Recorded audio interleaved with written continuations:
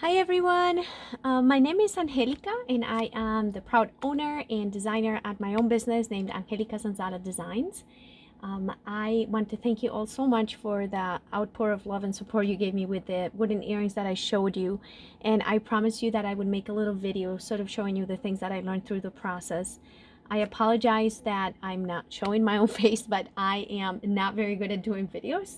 Although I am a teacher by trade and that's my full-time job, I am camera shy, but I am super excited to show you. I think in the spirit of being a teacher, sharing to me in this community is the most important part, because what good are we if we just keep it to ourselves, right? So I am going to do my best to answer some of the questions that you sent me online on Facebook and give you some tips. And I can't wait to see you try this on your own. And if you like the video, this is the very first video that I'm putting on my YouTube channel. If you like it, please feel free to share it on your own sites or in your own groups, and like and subscribe.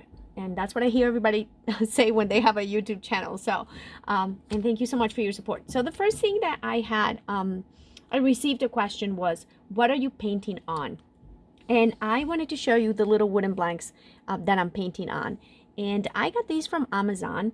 They're super inexpensive, and I think that's one of the most attractive parts about working with wood. I want to show you that here's another little round one. This one is really nice. I think the round shape is it's very cute. My favorite, believe it or not, is not even the large teardrop. I love this little teardrop. I think that a lot of people would really be comfortable wearing this medium-sized earring. This is one packet that I got quite a while ago. But if you go on Amazon and you write wooden earrings blank wooden earrings, you're gonna get a large variety. They have them in square, rectangles, all sorts of different shapes. Another thing that I wanted to share with you that is really awesome about working with wood versus working with glass is that, for example, this little piece of wood here has I don't know if you can tell, has a little bit of damage, like a little scratch.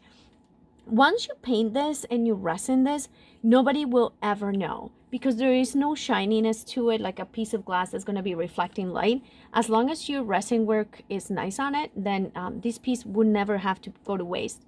And I can't tell you the amount of glass pieces that I have had to literally just throw out, or actually just give to my little 8-year-old to play with and paint some stuff for herself, because they're just not good enough to sell. And if there's one thing that I've learned over having my business for almost a year now, is that the things, don't putting out less items but really good quality items is really a good way to build your brand and to have that customer return ratio go higher and higher. So that would be a piece of advice. So anyway, these are the little wooden blanks.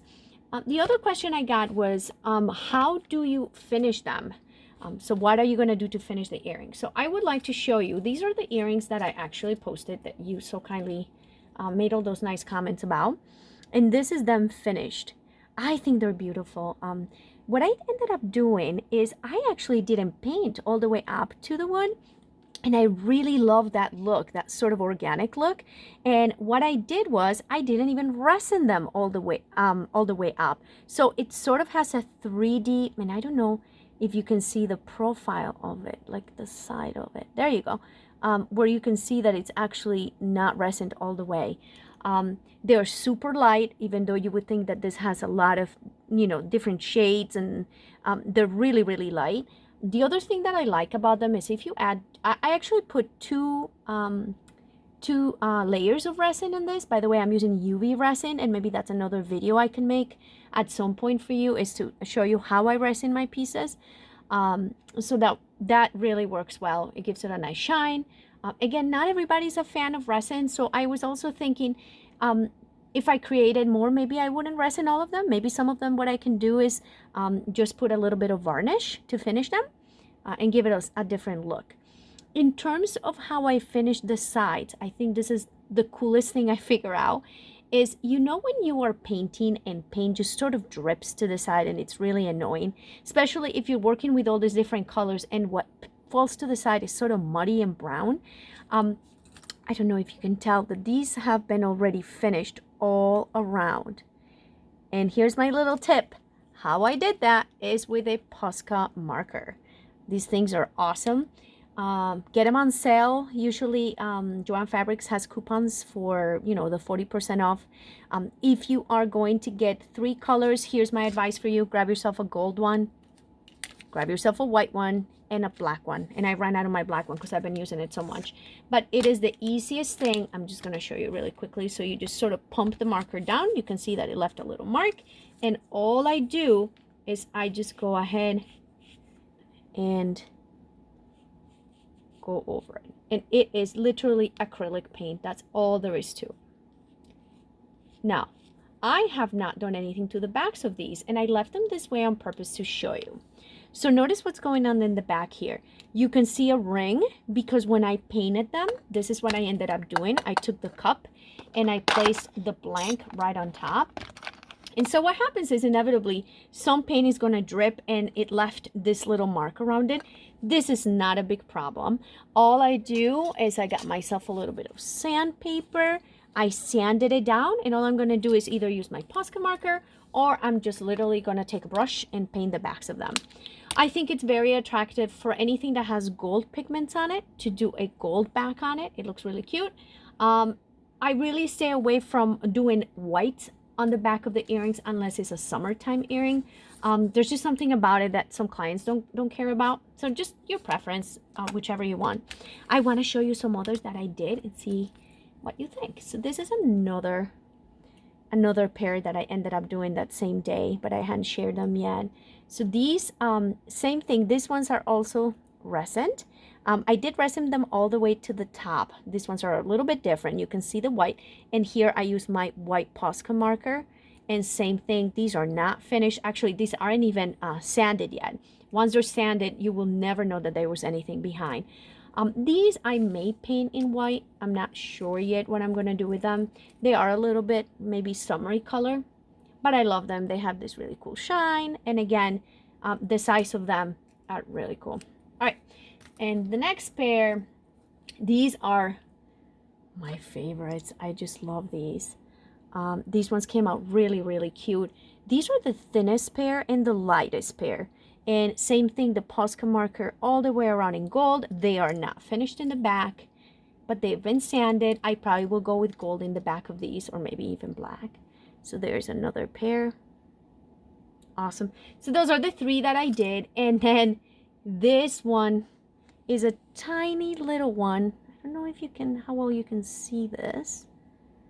I absolutely love, and I don't know if you can see the pigments on this, but it has so many little cells, and when you turn it, you can see so many colors reflecting.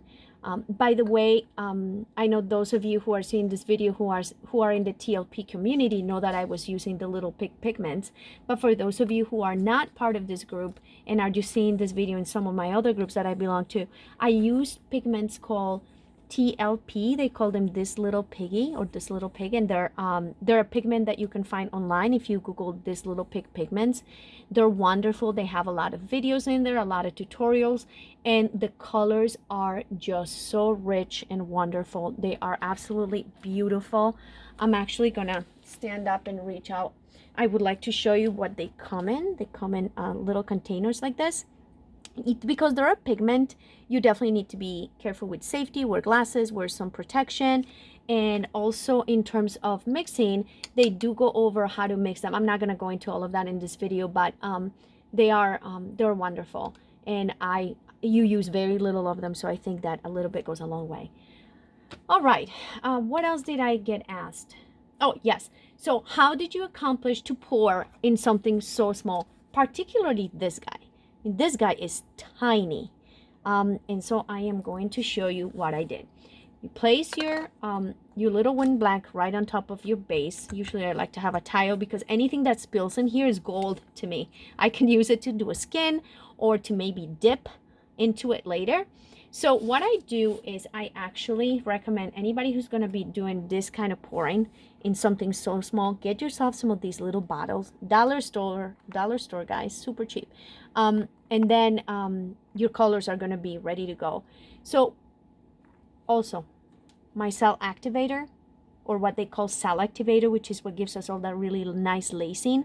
I'm using Amsterdam white Amsterdam titanium white, and I'm using Australian Floetrol, which I bought in the same website where I found the little pigments. Okay, so somebody asked me a really good question, and I wish I had the set that got ruined to show you, but I didn't keep them. They asked me if I had used sort of like a base, if I had put some color as a pillow per se, and then started doing the colors. And I will tell you this, I did do that and it didn't work very well. The surface is just not big enough. And what happened is that the moment you put the pillow paint, it's as if it leaves an imprint right on the wood. So what I ended up doing is I literally used my finger, put a little bit of white paint, pillow paint, just house paint, and then I just rubbed it like this to give a base so that the rest of the colors sort of float really nice. And rather than doing a blob, I ended up just going in little lines. So I would go a little bit of purple like this, a little bit of green, and then at the end I did my cell activator, and then I just did a tiny little line of that. And then here's the trick, guys, on good old straw plastic one. All you do is you blow right over those colors, and then you create your pieces that way. Unfortunately, I don't have time to show you a piece in action, but maybe that's something.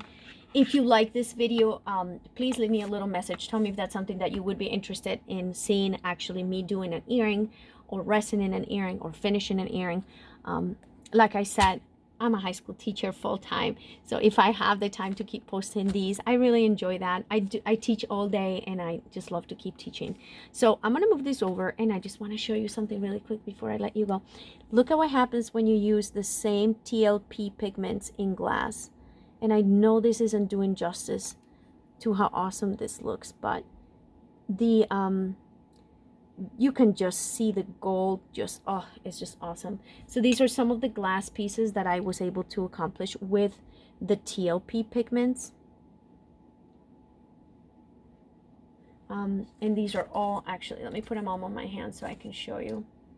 I'm also going to link a video to my Instagram, and if you would like to follow me there, I post a lot of my pieces there, and maybe you can get some inspiration. I'm also on Facebook at Angelica Senzata Designs, and these are some of the pieces that I finished. I have a video where you can see them a little bit better, but I find that these ones sell really well, these kinds of colors, you know. What else? Really quickly before I go, I'll give you another hint. So this is what I do for pouring on the wood. But if I'm not pouring and I'm dipping, let's just say I made a pour in here. If you buy one of these dotting tools, this has been my trick. One of those dotting tools actually has the little tip that fits perfectly into the blank, and you don't even have to, it doesn't even go through, so the blank is still completely flat. This is so awesome. All you do is dip and lift. Let me show you that. You dip it and lift it. After I lift it, all I do is I wiggle it, turn it, and place it on top of a cup. And that's how they dry. Keeping a surface that is completely flat will really be helpful in this process. So one last time, I'm just going to show you the final product of my little wooden earrings. Somebody else asked me if they're for sale yet. I'm gonna be honest with you guys, because these were my prototypes. They're not as perfect as I would like them to be. I would like to practice a little more with this, but I do have a lot of other products on my website. I will link that. Well, actually, I don't think that I'm allowed to link anything. So if you're interested, just PM me and I will send you the link. Or maybe if I'm putting this on YouTube, I can put the link right on YouTube. But yeah, if you're interested in learning anything else regarding jewelry with acrylic pouring, let me know, leave me a message. And again, I really appreciate it. This is my first video, and I hope that you got some tips and enjoyed it, and have a great night. Thank you. Bye.